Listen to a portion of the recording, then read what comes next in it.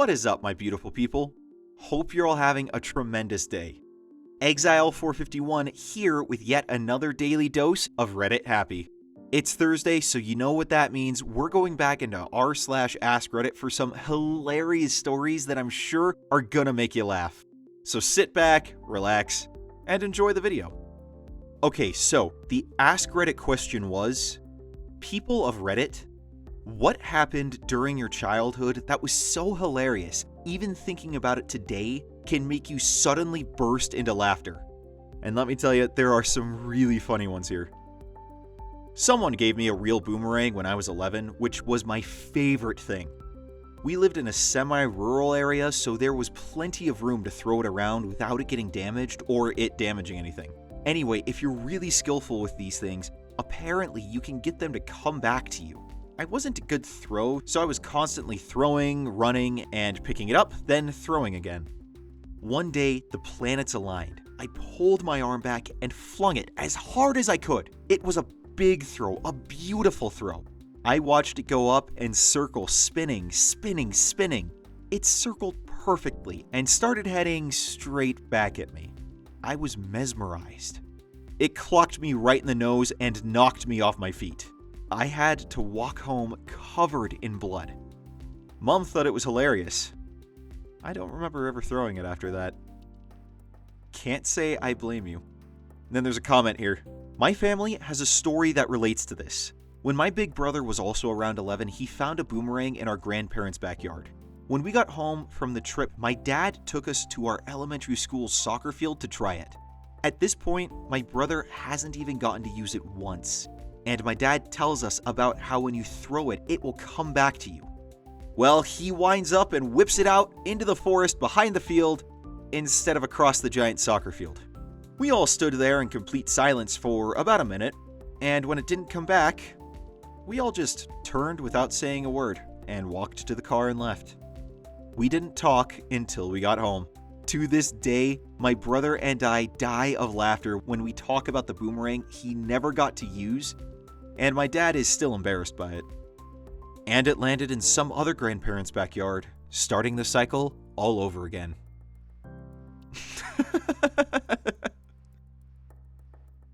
And yet another one related to this. We used to go with my dad to conferences, and other families would go along too, and the whole thing would be sort of a vacation as well. So one year, my brothers and I are hanging out with our mother, and two other sets of mothers and their kids, all boys. Ages ranged from 7 to 14 or something. So anyway, we had a boomerang. Now, everyone's throwing it around and getting nowhere. We're all spread out throwing it to one another since no one can make it come back to themselves. So I think, screw this, I can do it.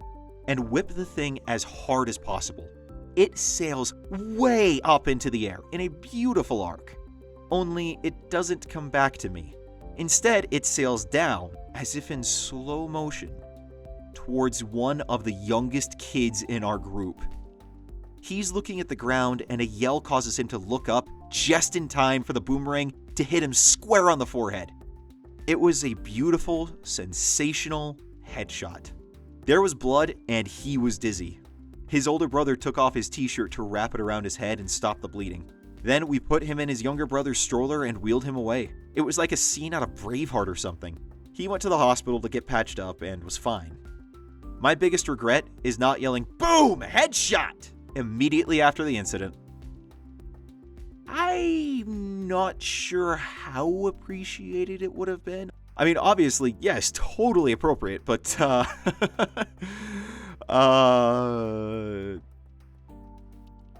yeah.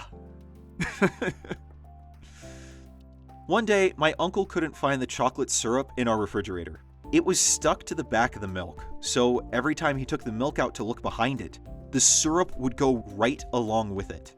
He started getting so frustrated, and we all could see what was happening every time he did it. Now anytime something goes missing in the house, we ask, "Did you check the back of the milk?" Edit. There was also the time when Grandma lost her marbles.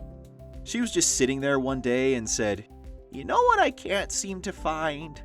Those old marbles I used to have." We all kind of paused and then burst out laughing. And then a comment here. I've got a similar one too about my mom. She needed to add garlic to some dish she was preparing, and we usually had one of those jars of minced garlic in the fridge. So, dear mom is looking through the fridge for this garlic. She's pushing other jars aside in the back of the fridge, and after several minutes of frustration from being unable to find the garlic, she calls Dad in from the other room to help. Dad immediately notices that she's holding the garlic in one hand while rummaging through the fridge with the other. 18 years later, it remains a running joke that if you can't find something in the fridge, that it's behind the garlic.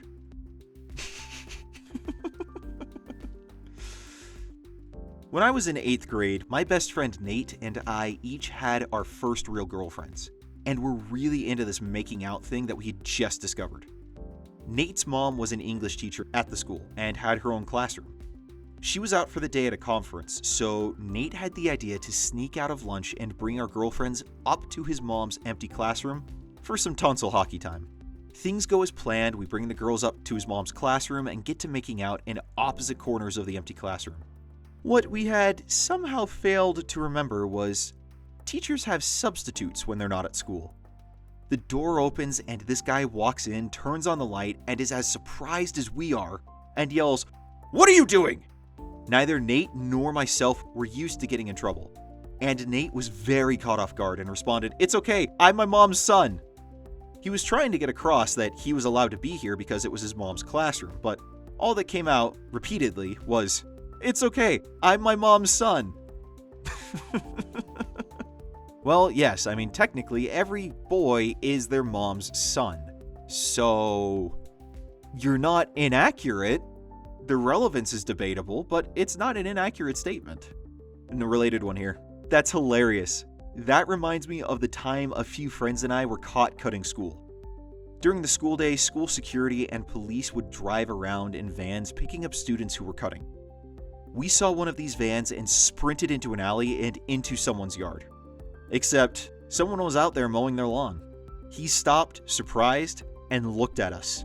My friend just blurted out, "It's okay, we're just running from the cops." Yeah, that's, two teenagers running from the cops, that's totally gonna belay any concerns. Nothing suspicious here. One time when I was little, we went to McDonald's, and my mom told me I could have a normal-sized meal because I didn't want to be a little kid and get a Happy Meal all over again. So I look up and see that they have the Big and Tasty burger, but I somehow didn't read it as that. When I went to order, I exclaimed loudly, "I want the big and nasty one, Mommy! Give me the big and nasty one!" The clerk was holding back tears, and so was my mother. She then corrected me, and I got my big and nasty burger in the end. Related comment here. I remember being at McDonald's with my mom and aunt. They used to have this sign that said over 80 million served. I misread it out loud as over 80 million survived. Well, given how nasty and disgusting McDonald's burgers are, yes, I said it and I stand by it. Fight me if you disagree. Your big and nasty comment isn't entirely off base, and it's not terribly off either that 80 million survived rather than were served.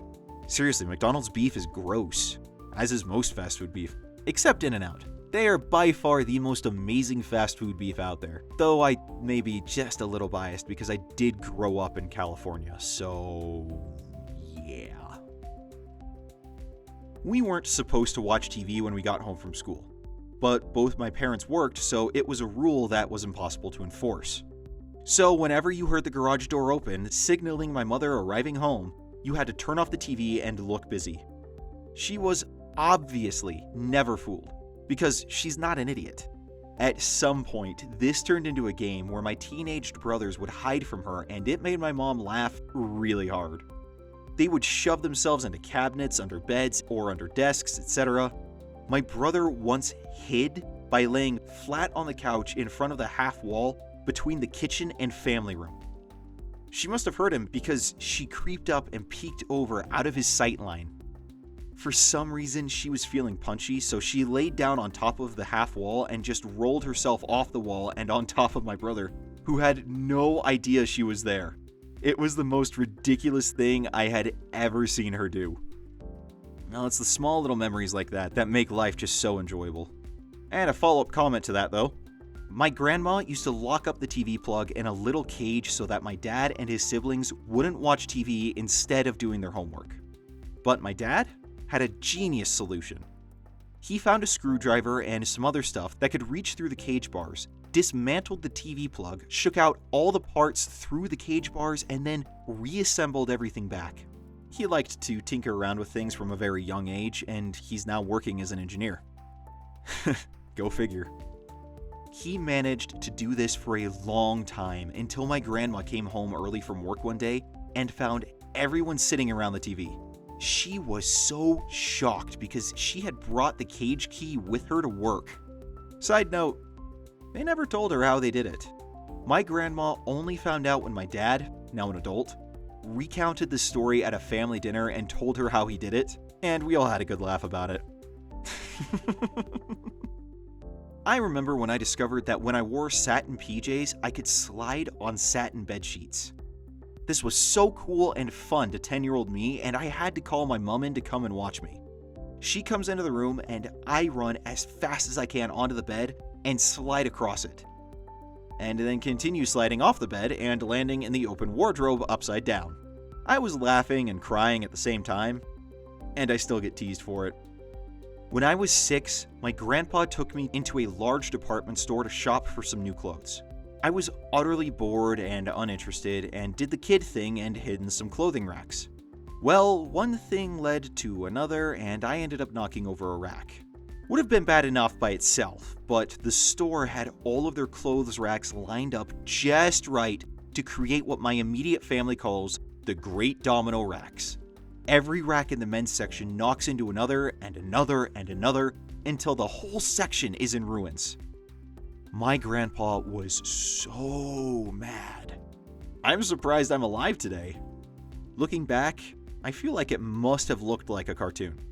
A bunch of racks knocking down, and in the center of it, a scrawny little white girl with gigantic curly hair staring at her grandpa as wide-eyed as a deer.